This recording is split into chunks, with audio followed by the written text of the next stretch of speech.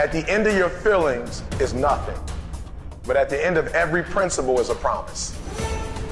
Behind your little feelings, it might not be absolutely nothing at the end of your little feelings, but behind every principle is a promise.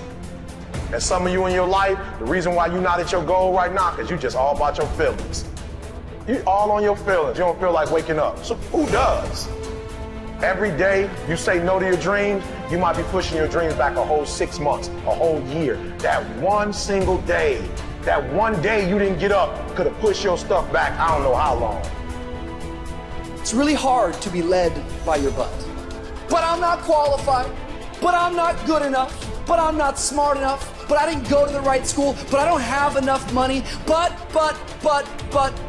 If you're ever gonna step into your future, if you're ever gonna step into your destiny, you're gonna have to get over your butt. And so I love the process. I love it. I love working for what I want. I love the sacrifice. I love the dedication. I love the commitment. I love that. Everybody wants the prize. Nobody wants the process. Everybody wants to be a diamond. Nobody is willing to get cut. Everybody wants to go to heaven. Nobody wants to die. Talent you have naturally. Skill is only developed by hours and hours and hours of beating on your craft. The commodity, the majority of people who aren't achieving the things that they want is strictly based on hustle. It's strictly based on being outworked. It's strictly based on missing crucial opportunities. For every action, there is an equal and opposite reaction. Simply stated, as it applies to you and me, it means we can achieve nothing without paying the price. Now, what is that price? Well, it's many things. First, it's understanding emotionally, as well as intellectually, that we literally become what we think about, that we must control our thoughts if we're to control our lives. It's understanding fully that, as ye sow, so shall ye reap. Secondly, it's cutting away all the fetters from the mind and permitting it to soar as it was divinely designed to do. It's the realization that your limitations are self-imposed and that the opportunities for you today are enormous beyond belief. It's rising above narrow-minded pettiness and prejudice. Thirdly, to use all your courage to force yourself to think positively on your own problem, to set a definite and clearly defined goal for yourself, to let your marvelous mind think about your goal from all possible angles, to let your imagination speculate freely upon many different possible solutions, to refuse to believe there are any circumstances sufficiently strong to defeat you in the accomplishment of your purpose, to act promptly and decisively when your course is clear, and to keep constantly aware of the fact that you are, at this moment, standing in the middle of your own acre of diamonds, as Russell Conwell used to point out. Fourth, save at least 10% of what you earn. It's also remembering that no matter what your present job, it has enormous possibilities if you're willing to pay the price. Now let's just go over the important points in the price each of us must pay to achieve the wonderful life that can be ours. It is, of course, worth any price. 1, you will become what you think about. 2, remember the word imagination. Let your mind soar. 3, courage. Concentrate on your goal every day. 4, save 10% of what you earn. And action.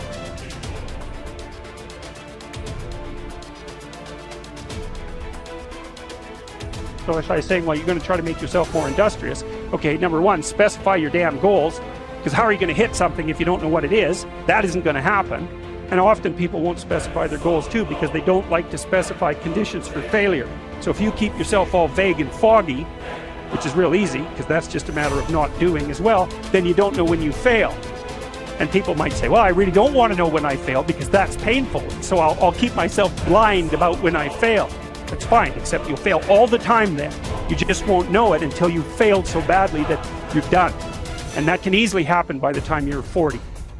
So I would recommend that you don't let that happen. So that's willful blindness, right? You could have known, but you chose not to. I often ask somebody, what are you going to do the next 6 months? And somebody starts to tell me. I say, no, don't tell me, show me. Show me your game plan for the next 6 months. Then I can look at things and maybe I can help. But you got to operate from paper. Put it on a game plan Take action on what you found out. Now here's the best word I know of to go with action. Massive. See, that'll change everything. Massive action is called the cure-all. If you're going to make calls, make a few thousand. If you're going to make contacts, make a few thousand. If you're going to knock on doors, knock on a few thousand. See, that'll change everything.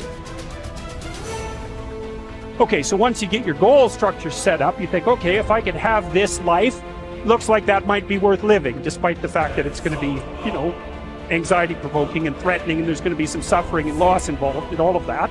Obviously, the goal is to have a vision for your life such that, all things considered, that justifies your effort. Okay, so then what do you do? Well, then you turn down to the micro routines. It's like, okay, well, this is what I'm aiming for. How does that instantiate itself day to day, week to week, month to month? And that's where something like a schedule can be unbelievably useful. Google Calendar. It's like, make a damn schedule and stick to it. Okay, so what's the rule with the schedule? It's not a bloody prison.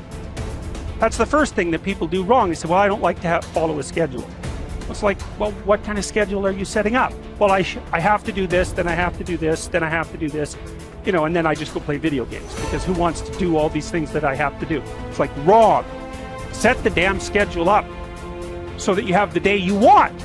That's the trick. It's like, okay, I've got tomorrow. If I was going to set it up so it was the best possible day I could have, practically speaking, what would it look like? Here's the language of the poor. I'll try it a time or two and see what happens. It's the way poor people talk. The guy says, well, I'll give it 30 days. 30 days. You could guess his bank balance. You've got to have a better game plan. So here's one of the major things to do starting tomorrow. Take a look at your game plan. If it isn't loaded with massive action, change it tomorrow. The formula really works like this. Pick up a good idea, take heavy action. Pick up a couple of good ideas, take heavy action. As soon as you blame, shame, or justify, you are disempowering yourself instead of being responsible for your emotions, your feelings, your attitude, and your actions. When you take responsibility, then you are not at the mercy of the outside world and what happens in the outside world. You learn how to upgrade your emotional ability, so whether you're happy or sad or disgusted or frustrated or angry or fearful, you know how to navigate the emotions that causes either the motivational center in your brain to light up or the fear center in your brain to light up, thereby causing you to stop and procrastinate and not take action. One of the biggest reasons why you're unhappy is because deep down you know what you want, but you won't allow yourself to have it. And I want to break this down for you, because after coaching millions of people for the last decade, this is a fundamental issue for each and every one of us. So as you go about your life and you scroll through social media, you will inevitably bump into images or people who have the things that you'd like to have, or they're doing the things that you've always dreamt of doing.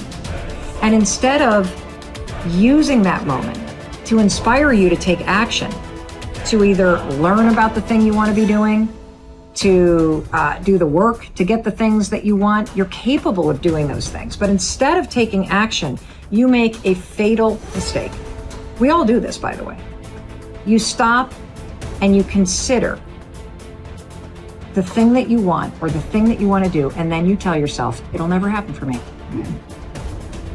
Right there, you just killed your inspiration, you killed your dream, you killed your goal, you invalidated yourself, you invalidated your desires, you pounded yourself down into the ground and basically said you're not worthy of that thing. And in that second, you just gave up on yourself and on all the things that are actually meant for you in your life. And so what do I want you to do about it? Well, here's what I want you to do about it. I want you to understand that you get to want those things, and you also can have them, but it's going to require action. And so the next time you find yourself going about your life and you feel that pang inside of you where you're like, gosh, I'd love to have that kind of car, or I'd love to have that kind of house, or I'd love to have that kind of health or mindset.